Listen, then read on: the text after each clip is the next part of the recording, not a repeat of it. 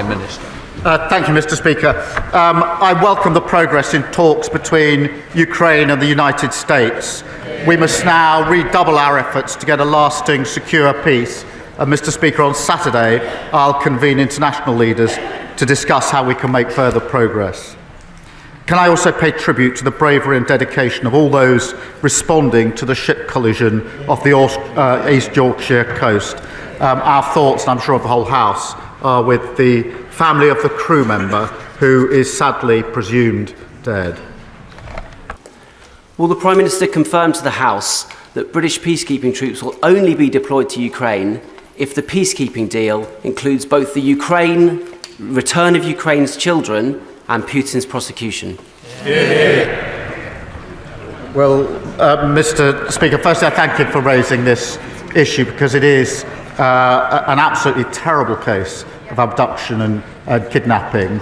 And when we say a lasting, just settlement or peace in Ukraine, it must, of course, involve dealing with this issue. And we are, as he would expect, raising it continually with our allies. So will the Prime Minister fly out to Canada as soon as possible to show their new Prime Minister and the Canadian people that Britain stands with its Commonwealth allies against Trump's threats and against Trump's tariffs?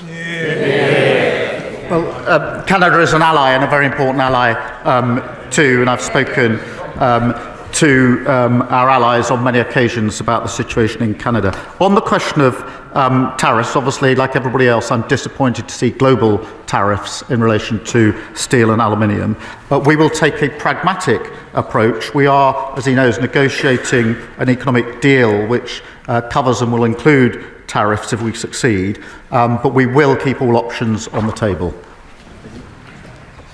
Mr. Speaker, he asked about UK-US relations. As he knows and the House knows, I'm committed to strengthening those relations. The US is an indispensable ally. We are working together to try to secure a just and lasting peace in Ukraine. And I've spoken to the President on a number of occasions, including this week. But last week at the dispatch box, the Prime Minister said in answer to my right honourable friend, the member for Aberdeen South, that he had no knowledge of the United States planning to withdraw military aid from Ukraine, yet they did that the following day.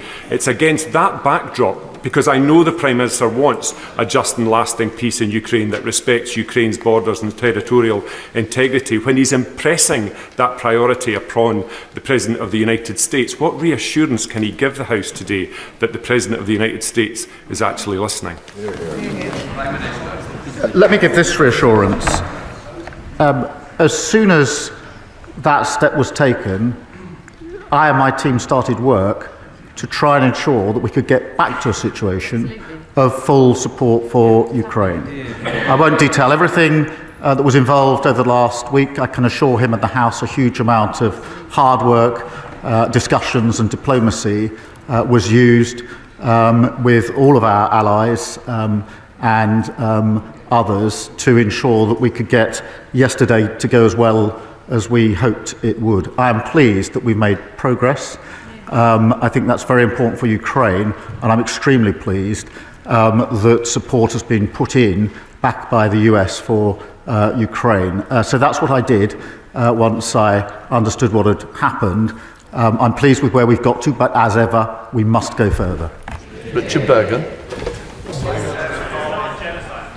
Look, I'm really appalled by Israel blocking aid when it is needed at greater volume and speed than it's ever been needed. Blocking goods and supplies and power entering Gaza risks breaching international humanitarian law, and it shouldn't be happening. And we are doing everything we can to alleviate that situation.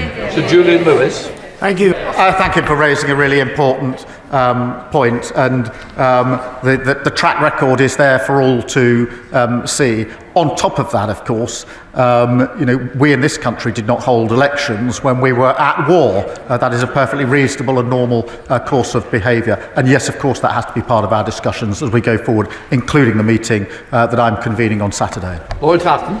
Thank you, Mr. Speaker.